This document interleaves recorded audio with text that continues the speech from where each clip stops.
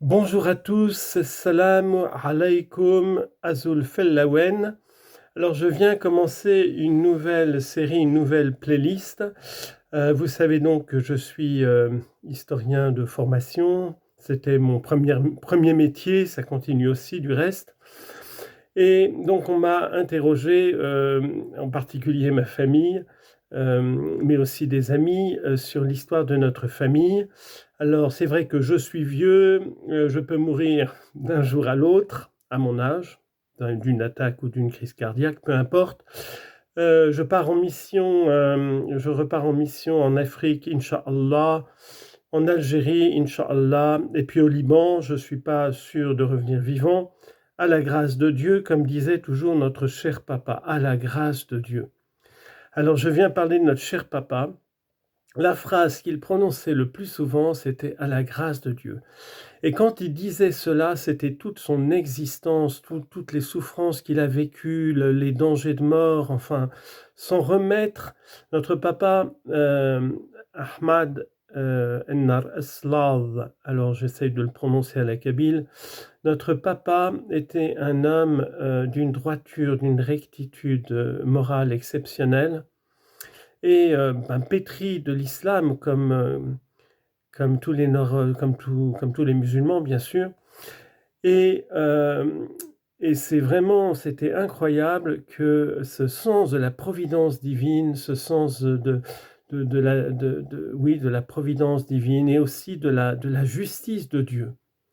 Papa s'en remettait toujours au jugement dernier et à la justice de Dieu. Alors, nous avons eu la chance, moi et mes frères et sœurs, je suis l'aîné d'une fratrie de 4, de recevoir de nos parents ce dont eux-mêmes ont été le plus privés. Notre papa a été orphelin, enfin tout petit, de sa maman, et notre maman orpheline de son papa. Toute petite, elle ne l'a quasiment pas connu. Et ils ont vécu des épreuves terribles, la guerre, la faim. Enfin, maman n'a pas souffert de la faim. Enfin, je vais revenir dans le détail. Mais tout ce dont ils nous ont comblés, à savoir, tout ce dont ils nous ont comblés, l'éducation surtout, eh bien, c'est ce dont papa a été le plus privé. Donc, je vais commencer par notre papa. Et donc, il est né officiellement en 1937, juste avant la fête de la Saint-Joseph. Alors, concrètement, il a dû naître en fait quelques années plus tôt, puisque il a dû modifier un peu ses papiers pour des raisons comme ça se faisait beaucoup à l'époque. Bon, c'est maman qui m'avait dit ça. Donc, notre cher papa, il est donc kabyle. Comme vous le savez, la Kabylie, si vous ne le savez pas, eh bien, c'est un peuple qui habite une région très bien circonscrite, qui a à peu près la taille de la Bretagne ou de la Corse. C'est un massif montagneux, c'est une partie de l'Atlas qui vient se jeter au nord dans la mer Méditerranée.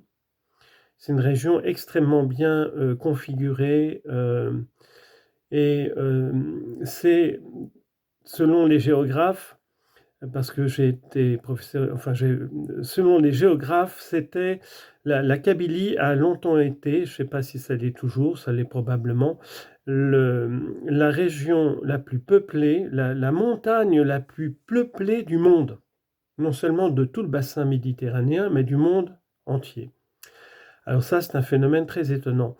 La Kabylie a énormément de particularités que nous connaissons bien parce que de toutes les ethnies africaines, celle qui a été le plus étudiée par les anthropologues, sociologues, ethnologues depuis le début de la colonisation en Afrique, ce sont les Kabyles. Même Karl Marx est venu en Kabylie et a écrit sur la Kabylie.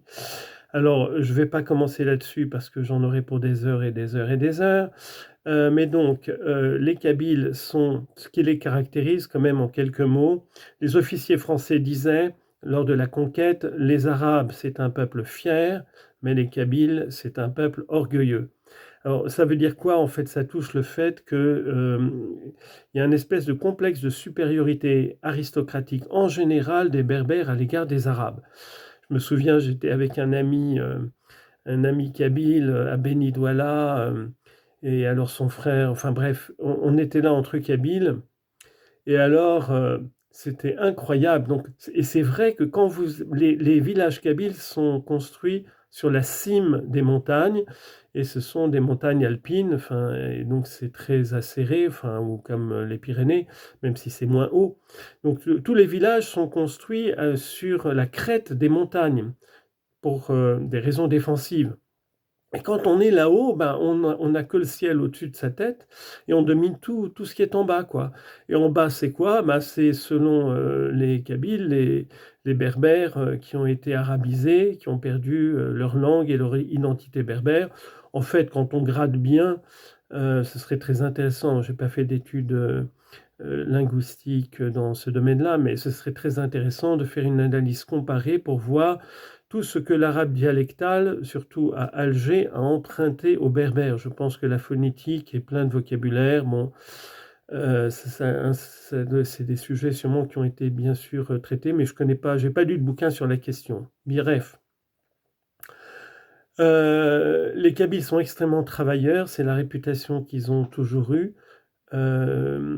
Très travailleurs. Alors notre papa, c'était incroyable. C'était bref, il nous faisait tout. Bref, il avait appris à tout faire de ses 10 doigts. Le bois, réparer les chaussures. Il a fait des diplômes de plein de choses. Notre père a toujours cherché à étudier et à se former. Ce qui m'impressionnait quand j'étais enfant, parce que comme j'étais l'aîné, c'est moi qu'il choisissait pour lui faire répéter, parce tous les cours qu'il suivait, il a toujours étudié, du moins jusqu'à son départ à la retraite. Il s'est mis à apprendre, comme vous le savez, l'anglais, l'espagnol, alors qu'il était déjà, quand nous étions au collège, quoi. Alors notre papa, donc je reviens à notre papa, Ahmed Annar Eslav, donc son nom d'abord, Ahmad. Alors c'est une racine sémitique qu'on retrouve aussi en hébreu. Alors, Het, Mem, Dalet en hébreu, c'est la même racine en arabe, mais le sens est différent. En arabe, ça veut dire la louange. Elhamdulillahi. Et dans le Coran, c'est un des noms du fondateur de l'islam, Muhammad, qui est appelé, alors je ne sais pas le nombre d'occurrences, il y a quelques occurrences où il est appelé Ahmad, c'est-à-dire le loué, celui qui a reçu les louanges. Si je ne me trompe pas, enfin c'est le verbe louer, louer Dieu. Elhamdulillahi, c'est la racine que l'on retrouve dans Elhamdulillahi, gloire à Dieu, louange à Dieu, cette formule que les musulmans répètent sans cesse, qui est leur gratitude, leur sens religieux de reconnaissance et de gratitude à l'égard de notre Créateur et de notre Sauveur, qui nous regarde sans cesse, qui veille sur nous de sa sainte providence. Alors notre nom de famille, alors j'ai mis longtemps à trouver le sens, j'avais beaucoup interrogé papa, et je suis allé vérifier dans le gros dictionnaire kabyle français que ma sœur lui avait offert et que c'est le seul héritage que j'ai gardé de notre maison depuis en France. C'est très intéressant parce que nous avons deux racines, deux mots. Le début, Annar, alors ça a été simplifié dans l'état civil par les Français, donc on dit Narbesla, mais en fait en kabyle c'est Annar Aslav. Alors Annar, c'est une surface plane, et en particulier, enfin une surface plane rocheuse, et en l'occurrence destinée au battage du blé. Et parce que Eslav signifie le rocher. Donc Eslav, c'est le rocher, et c'est une racine apparentée à l'hébreu Selah. Donc notre nom familial, signifie... Alors pourquoi la dalle du rocher où l'on bat le blé? C'est ça le sens du nom de famille Narbesla.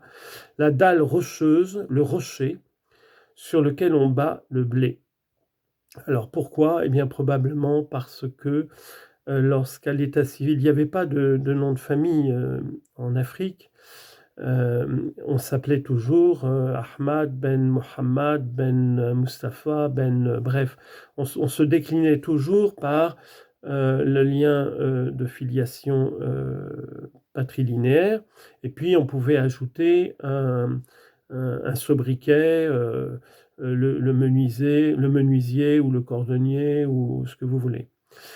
Et donc, lorsqu'à l'état civil, les premiers bureaux d'administration française ont enregistré nos ancêtres, donc à la conquête de la Kabylie, donc c'est vers 1845, environ milieu du 19e siècle, eh bien, leur sobriquet, c'était la dalle où l'on bat le rocher où l'on bat le blé, parce que notre maison ancestrale avait été construite sur un rocher qui avait servi à battre le blé.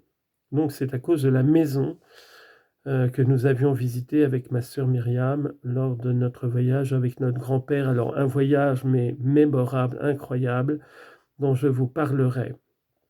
Je reviens à notre cher papa, que Dieu bénisse sa mémoire. Il nous a tant donné, le meilleur de lui-même. C'est vraiment... c'est très étonnant qu'il soit né juste la veille de la fête de Saint-Joseph, parce qu'il a été un Saint-Joseph incroyable pour notre mère et pour chacun d'entre nous.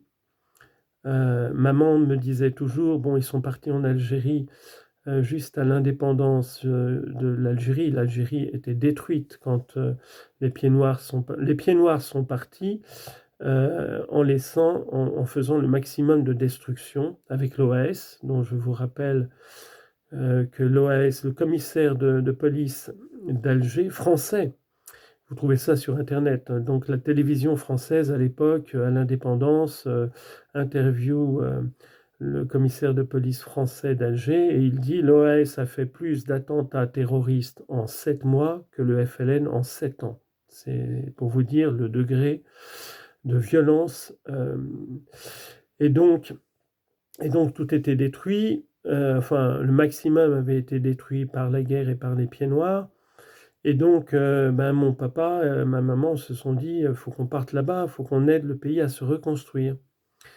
Et donc, nous sommes partis là-bas, donc moi, Myriam et Youssef. Le dernier Daoud n'était pas encore né. Et voilà, pourquoi nous ne sommes pas restés. Nous aurions pu rester en Algérie. Alors, je pense que notre destin aurait sûrement été très différent si nos parents n'étaient pas rentrés en France. Alors pourquoi mon père, qui aimait tant son pays et qui voulait se consacrer à sa reconstruction, pourquoi il est parti? C'est suite au coup d'État de Boumedienne, puisque l'Algérie prenait alors une tournure totalitaire de type soviétique, et mon père a dit: je ne veux pas ça pour mes enfants. C'est à cause de nous. Bon, c'est à cause de nous, c'est aussi parce qu'un Kabyle venant de France, marié à une Française dans l'Oranais, il a été persécuté, enfin, terriblement. Voilà. Donc c'est vraiment, ils ont dû partir dans la précipitation parce que ma mère en perdait ses cheveux. C'était vraiment leur vie qui était en danger, parce que, après tant d'atrocités de cette guerre, la plus infamante que la France ait jamais commise. C'est ce que disait Alfred Grosser, mon professeur à la Sorbonne, qui était aussi prof à Sciences Po. Il y a une seule guerre dont la France ait honte, comme si on pouvait être fier d'une guerre coloniale quelconque. Enfin, il disait: il y a une seule guerre dont la France a honte. Parce qu'elle n'a pas honte, évidemment, d'avoir ravagé l'Espagne et la Russie et toute l'Europe au temps de Napoléon Ier. Mais il y a une guerre dont elle a honte, la seule, c'est l'Algérie, et on verra pourquoi. Que Dieu vous bénisse tous. Alhamdulillahi ar-Rahman ar-Rahim.